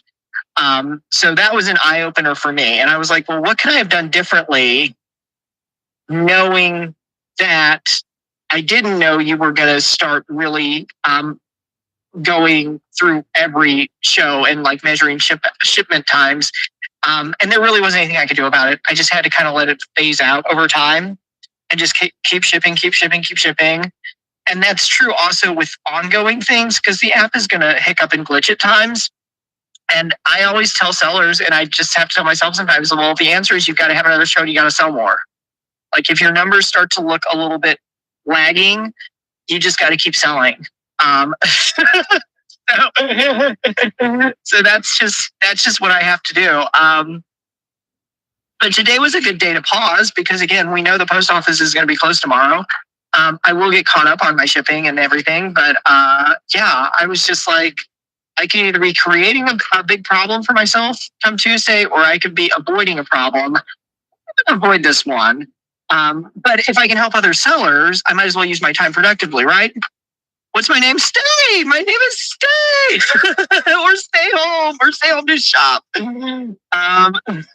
You want to go to Savers? Always go to Savers. Big ticket items before they expire. You do get a little bit of a week overlap there too, so you won't have a problem with that. We'll find a day we can get over to Savers. And Flight Medic became Diamond, so you're keeping track of their club share. I love that. You could be our ambassador to the Diamond Club. You've got a 25 and a 50. Ooh, you're dangerous. So you can outbid anybody, basically, is what you're saying. Like, don't mess with you. That is a good hand to hold. She just got her big coupons. Yeah, I know, they're really good. And that's that is another thing that has miraculously allowed me to keep selling on Whatnot and not slow down. We once upon a time didn't have Whatnot rewards. We used to literally have to generate coupon codes every time we wanted to offer a deal or a discount to a customer. And for the first year-ish before they launched the reward system, because they tested it and it worked wonderfully, they found that rewards users were making like 3 times as many purchases as non-rewards. So what I was able to do was get away from having to generate all these coupon codes, because I love the idea of digital coupons. I mean, if you watch my first YouTube videos where I'm talking about how I did extreme shopping hauls at stores like CVS Pharmacy using digital coupons, and the stuff would just show up at my front door and I would pay pocket change. And then I was able to take that and I was able to fill up a women's homeless shelter with toiletries, personal care, feminine products, all that stuff, and literally pocket change for all those orders. So I was a big believer in digital coupons. I love my deals online. But going on to Whatnot, they just didn't even have the rewards platform there. So I would start sending out coupon codes. And it was always a process every show. Like the first 15 minutes was teaching people how to enter coupon codes in their wallets. And it really slowed things down. So with Whatnot rewards, I love it because it's all done on the backside. Whatnot tracks all of that for us, so we can just keep selling. And then, it's so much fun. You've watched my shows enough times to have been congratulated at least 5 times every time you hit a reward level. So I love doing that too. It's so much easier. Instead of seeing like all these messages like coupon code isn't working. Is it my system? Do I have to go to my laptop? It's like, congratulations, you just hit diamond. It's so good. Oh, I do love the rewards. I really, really do. And the first season, we did it full platform where it was open to everybody. At first, it was only open to like the test group. When they opened it up to everybody, I went in on everybody's show who I had a reward coupon and I tried to spend it before the end of the season. And that would have been right around the holidays. And that was also Baker Chick, good to see you. I know you're getting ready for a big shopping month coming up here, so I'm excited. On yes, you've cleaned up at that Savers. at the savers you're talking about, you have cleaned up at that location share. The rewards program, though, with Whatnot, the weird thing here is it's so funny because it just works so wonderfully behind the scenes. And I decided, well, if a seller took the time to set up their rewards program the first season, I would try to spend that coupon. And with all but a couple of them, I was able to do that. And there were a couple that they had these purchase requirements where I couldn't quite meet that because they had like a minimum spend amount or something, but then they didn't have an item that qualified for that minimum spend. And so I tried to tell the seller, like, I'm trying to use this coupon, but it's not going to work with the stuff in your shop. Is there anything else you can add or put in your show so I can use my reward coupon? And it was interesting. I got a few different reactions. Dude, good to see you. I know. We're winding down or wrapping up or whatever because I've been yapping for more than an hour, and after this, I'm just gonna go ship stuff. But today I'm gonna take as like kind of a little personal breather day, because otherwise, if I was at a live show selling, I would just be creating my own worst nightmare come Tuesday when I've got to get all that stuff over to the post office and they reopen. So I don't need that. They don't need that either. Actually, one of my posts, because I spread my stuff around. I used to use like 3 post offices. Now I use like 5 post offices. So I don't do like one big dump. I'll do like batches. And one of the post offices, I said, "Oh, are you looking forward to the holiday?" And she's like, "Oh, I am. She's like, "But I know on Tuesday you're gonna have a lot of packages." And that's the one that I love dumping my big packages at. So it looks worse than it is. Yeah, why make a $5 coupon if you have to spend $100? And that was what I was trying to politely explain to the seller. Like, please don't make it difficult for people to use your coupons. Always have something that they can spend it on, even if it's whatever, just keep something in your shop that qualifies. Your post office does not like to see your wagon overflowing. Yeah, I know. It is what it is. I mean, the good news is we don't have postal rate stuff happening, I think, until July. But every July, the post office updates their rates, and we're expecting that that's going to happen. And also, I think in July, Whatnot's contract enters its new phase. It either renews or the rates reset or something. So there may be some announcements coming out. I can't speak to that. I'm only kind of going off of my own intuition with the calendar. But we've had the current rates in effect for more than 3 years or 3 years. And I think that's the longest time that the post office will guarantee a rate class. And probably all shipping carriers probably have like a 3-year maximum. So that $9.21 shipping, while it's still there, I would encourage you guys to use it for your own benefit, shopping and selling on Whatnot, because it's just so low compared to what people are paying for the full retail price now. It's less than a third in some cases. So that's just unheard of.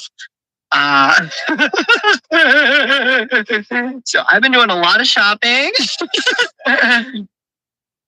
And they're guesstimating it's going to be about $13. I don't know.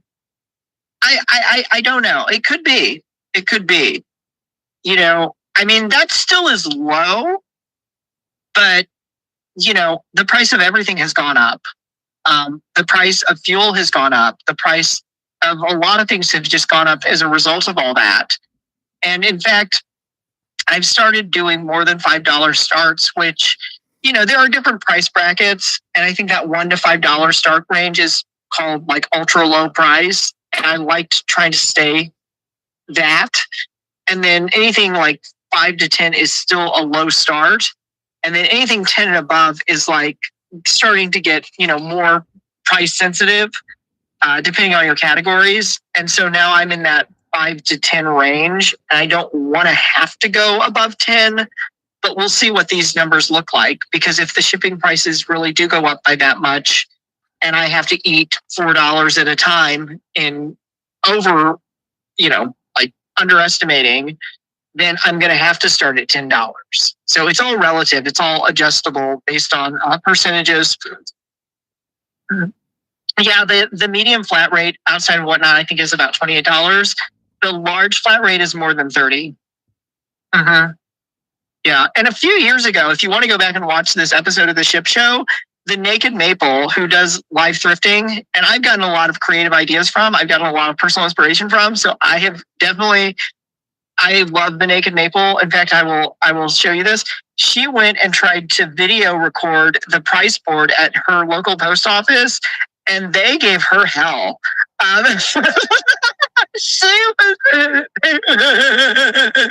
She was basically kicked out. I'll just say YouTube superstar. Yeah, she was basically run out of the post office. Nikki, the reason I think you see buyers concerned about pricing is there is a lot of variance from show to show and seller to seller. And there's just a general lack of knowledge of what the prices are away from Whatnot. Because Whatnot buyers, we tend to be very heavy users. For Whatnot, on average, Whatnot is outselling other platforms 6-1.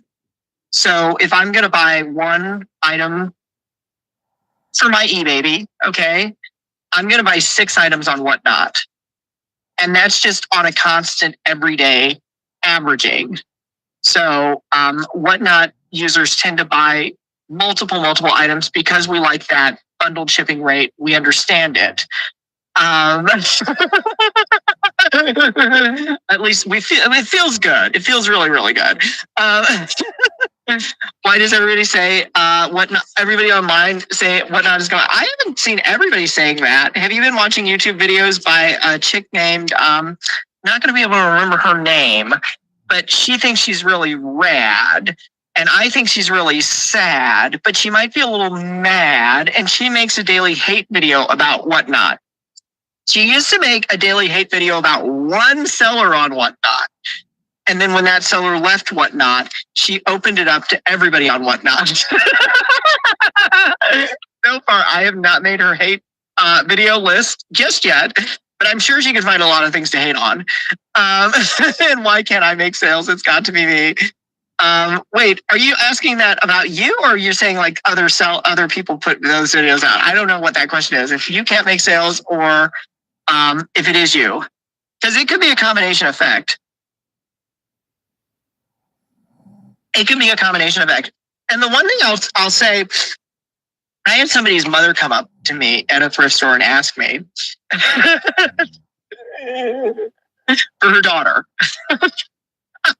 This is not during one of my live shows. No, it's not if you're old or young or new or not new. It's none of the above. It is absolutely none of the above. I'm going to tell you the answer I gave the woman who I was talking to at the thrift store, because this woman has extensive reselling experience.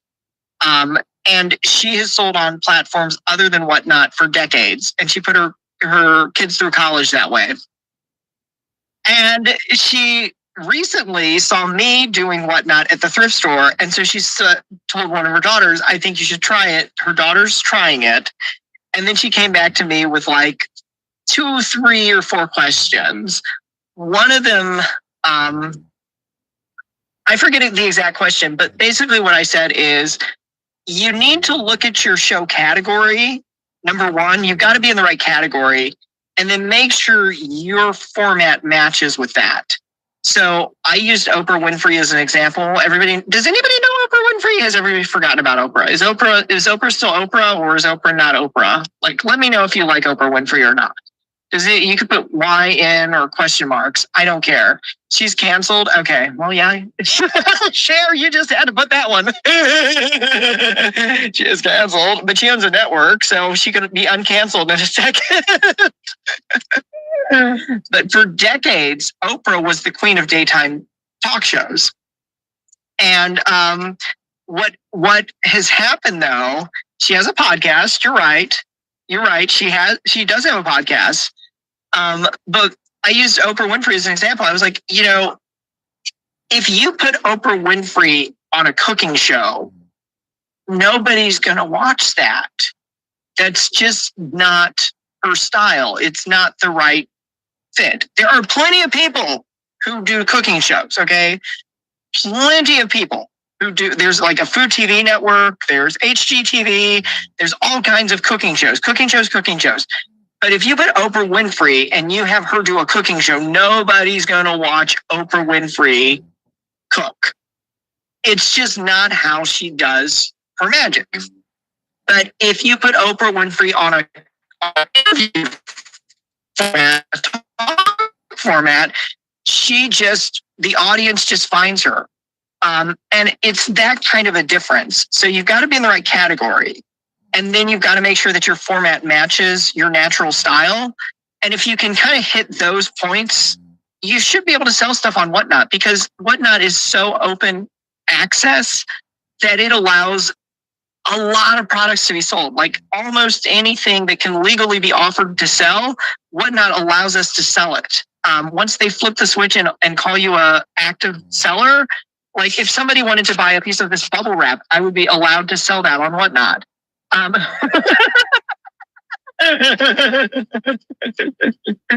It is very impossible to be consistent with show times. And the secret to that as a seller, now that you're asking some really good questions, let me give you an Oprah moment. The reason it's so hard to be consistent with show times is because the more you sell, the harder it is to get that show wrapped up out the door in the mail to start your next one. So you can easily become the victim of your success. If your sales double overnight, your workload is going way, way up even faster than that. So yeah, it is very hard to be consistent with show times when you're growing your audience and you're growing your sales. It is. You won tickets for her show 20 plus years ago. It was the most organized group you'd ever seen. People were so nice. Yeah, she had a whole production worked out. And again, today, I believe if you put Oprah in a talk show format, people would want to watch Oprah Winfrey. She has proven herself there, hands down. But if you put format, even a Whatnot show, she might like fall like a lead balloon. I mean, I have a tip about show schedules.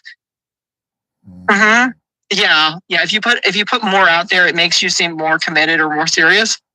One tip I would recommend for everybody is put a show on every holiday. You might not get to that show this year. There were some shows that I skipped a year and I didn't get to the second year, so that I did it the third year. But put a 4th of July show up. Put a Thanksgiving show, put a Christmas show, put a Hanukkah show, put a Kwanzaa show, put a every holiday show. Look at your calendar and just put a show. It will naturally fill in a full year if you just schedule a holiday show. If you don't feel like doing a show on Thanksgiving or a Black Friday, whatever, move it to the next year. And it's okay. Like, honestly, the people who came to my Black Friday show, none of them like came mad at me saying like, do you know, we waited for 2 years just to see you walk through a JCPenney store with a coupon you couldn't even find an item that it would qualify for to use on Whatnot. Like, did you know what a what a butt that was?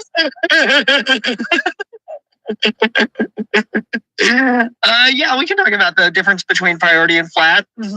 Yeah, you can always book your shows and change them. You can change the title, you can change the thumbnail, you can change the category, you can change the format, you can change. But you fill up a year of calendars.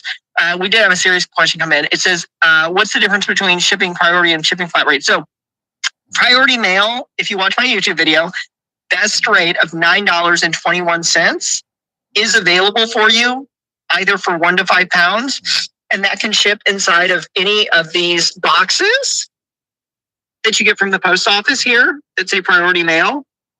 Okay, so this one here is a 7x6 and that would be $9.21 if we're within 5 pounds. If you want to go over and above that 5 pounds, there are different packages that look very similar, but they're going to say flat rate. The same price applies though. It's $9.21. So whether you choose one of their small, medium, or large flat rate sizes, it's the same price. So with Whatnot, the $9.21 best rate at the time I'm saying this will apply even if you go up to 70 pounds inside of one of those flat rate packages.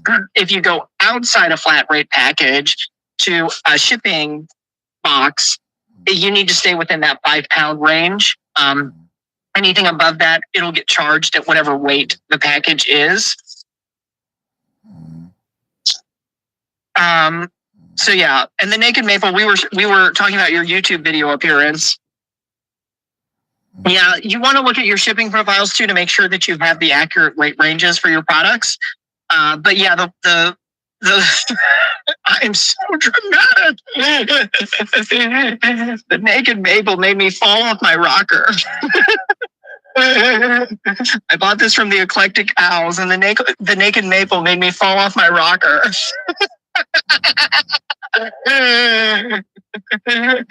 You're so funny, though.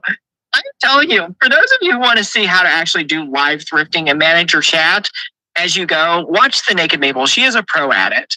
She is a pro. I mean, I've looked at some of my video receipts and I've seen how sloppy I am with my handheld camera, and I compare it to what she does during her shows.